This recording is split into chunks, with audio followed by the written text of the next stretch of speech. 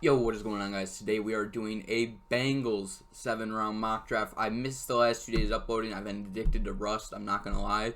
You guys have seen probably the Rust Rust game kind of blowing up on the internet right now. I joined a server and yeah, I've been addicted.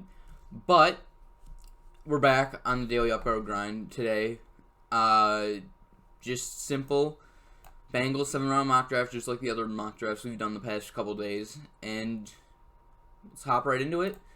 Bengals have a lot of needs. Lawrence, Chase, Parsons, Kwity Paye. We're not going to take a quarterback, obviously. And for the sake of, I don't think Penei Sewell is going to be there at number 5 in real life. But there's a chance he is, I guess. But I'm not going to take him and put him on the Bengals team, I don't think. I just think it kind of defeats the purpose of the... I mean, I won't be able to mirror every first-round pick for every draft. So, like, I won't be able to mirror it necessarily, which is going to be difficult. And I don't know how I'm going to get around that. But I think for the Bengals, they could really use a number 1 corner. William Jackson might be leaving. I think this is the end of his contract this year. They do need a tackle, but like Darisaw at number 5 is a possibility. But is he a top 5 player? Not really. I mean, he's a right tackle.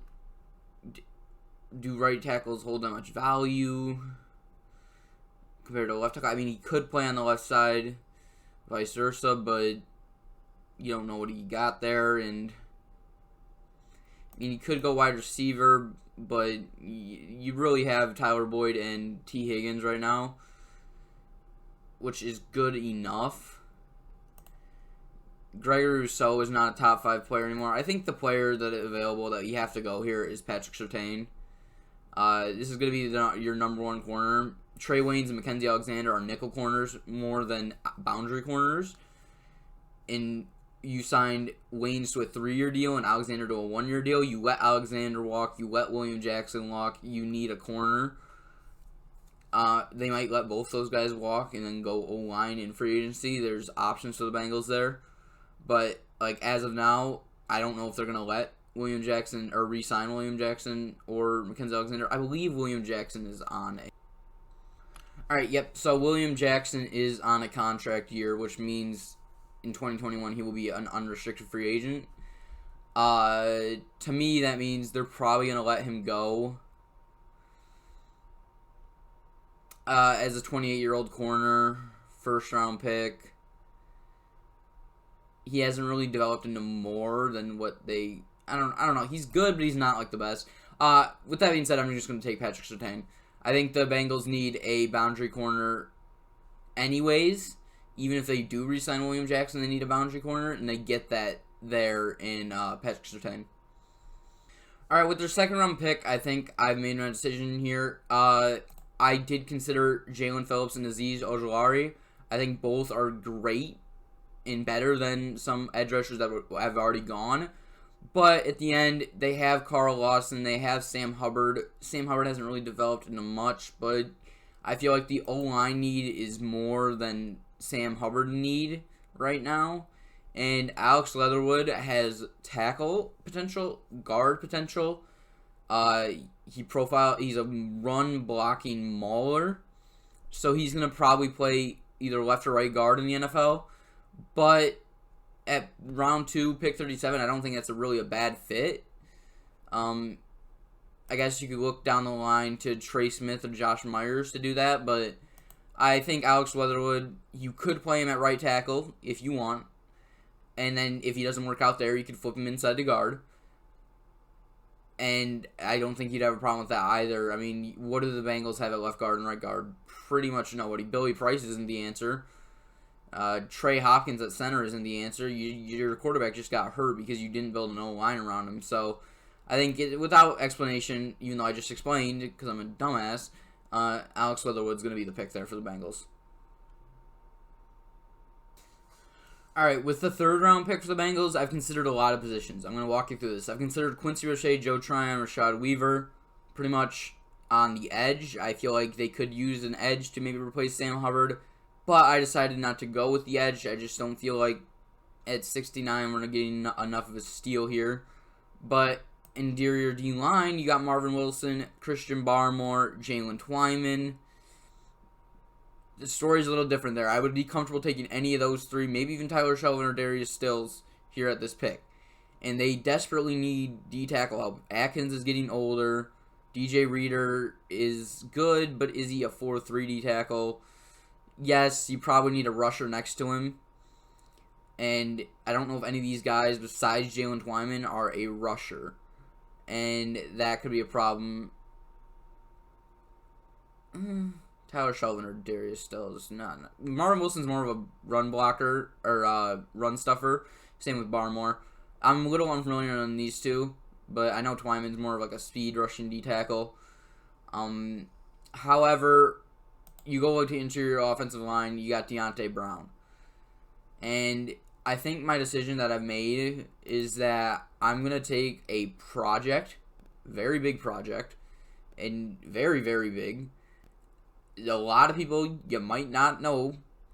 Daniel Filey is a former rugby player, and he is massive. He's projected to be a starting right tackle in the NFL. I don't know if this is accurate, but 6'8", 400 pounds. He is a monster. Okay? This guy, we're going to slide Leatherwood into guard right away. Jonah Williams and Daniel Filey will take the tackle spots. I considered Carmen, but I don't want to move Jonah Williams off left tackle. I'm going to go Daniel Filey. I can also consider Daz Newsome. I just think this guy has the strength to play right tackle, and he probably just needs to work on his technique a little bit. He is a monster. With this pick, I made up my mind that I'm either going receiver, Elijah Moore, or I'm going edge rusher, Rashad Weaver. Rashad Weaver isn't a 3-down lineman yet. There's worry that he can't be a run defender in the NFL because of his size. But he's a great pass rusher. And do you look past that and get him to replace or even get snaps, situational snaps, with Sam Hubbard and Carl Lawson? I don't know. I looked at the interior D-line. I don't like any of them in the Bengals scheme. I really don't. However, I think Elijah Moore is great in the slot. I like him a lot. However, I've convinced myself that Rashad Weaver as a situational pass rusher, and if he can develop into a run defender, would be a pretty damn good 4th-round pick. Alright, with this pick, I looked at all these receivers. I haven't scouted many of these guys, obviously, because, I mean, who has scouted the low receivers on the board already? There's so many receivers. But I looked at all the player builds stuff. There's guys, Diami Brown, could be potential down the field threat, but the Bengals really don't need that. Jalen Darden, another guy who could play from the slot, but I think I'm gonna go with Amari Rodgers. He's literally projected as a slot only option. They have T. Higgins and Tyler Boyd. Maybe he can develop. I mean, I don't know. It's really a toss-up between Jalen Darden and Amari Rodgers. I'm going to be honest, the only reason I'm leaning towards Amari Rodgers is because of the school prestige. That's really all I got for you. A lot of times, receivers can be good that go to smaller schools. I'm not saying Jalen Darden won't or can't be good somewhere. I just think they're very similar players, and it's literally a toss-up, and I'm taking the Clemson one. I don't know what else to say. I didn't scout either of them. Like, I just reading their draft reports, I'm going Amari Rodgers. That's all I got. I'm trying to figure out a way to explain this, but that's the truth. With this pick, we're going another O-lineman. They need a center. Trey Hopkins is not the guy, and let's take a shot at Jared Patterson. He only played one season, I believe, in college, and didn't really ever go into the starting role. But if he comes out of the draft, why not? I think he's a senior, actually, right? Or no, he's redshirt sophomore. Okay. So he probably might not even come out. But if he does come out, let's go ahead and get him. I mean, he'll probably develop into more of a player down the line. But if he does decide for some reason to come out with the NFL this year, I feel like that's a good 6th-round pick.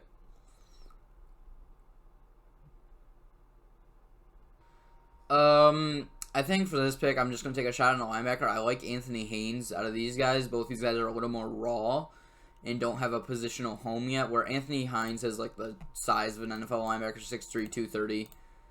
I mean, he's just more built than Amari Burney or Ventrell Miller, and they're both just not as developed.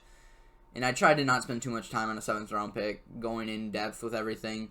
But I think, like I said, I think I'm just going to take Anthony Hines. There's not much reasoning to that pick. Once I get down to the 6th and 7th round, it's more just guys based on their physical build than what they actually can do, because I haven't scouted them enough yet, and I try to be as knowledgeable as I can. But there's just times where there's players I haven't seen at certain positions. I can't scout everyone right now. We're in January. All right, I'm just going to take this Ohio State tight end, Luke Farrell. Reason I took him, run blocker, not going to help in the passing game, but a good run blocker in general. Ohio State never really used him in the passing game, so you could find something there, but there's probably good reason they didn't use him. But here is the draft. Surtain fills a corner need. We went over that. I'm not going to spend too much time on that in the recap. Alex Leatherwood, we're going to slide him into guard, and he will be playing guard. And then Faeli is going to be the opening day right tackle. I think at 6'4", or 6'8", 400 pounds, he'll probably need to slim down a bit. But he could be the future right tackle for the Bengals. He's an absolute power beast. Rashad Weaver could be a situational pass rusher in round 4. I don't think that's bad value there. He could develop into a run stopper. That's not bad. Amari Rodgers, strictly a slot receiver. If he decides to get a role somehow in that Bengals offense as a slot receiver with Tyler Boyd and T. Higgins on the outside, if they let go of A.J. Green. And then Jaret Patterson, I don't think he's going to come out of the draft unless he already said he has, but as a redshirt sophomore who has upside, I don't think he necessarily should. But I'm not Jaret Patterson, so what do I know? And then Anthony Hines as a linebacker and Luke Farrell as a blocking tight end in rounds 6 and 7, I think are fine. I appreciate you guys watching, and peace.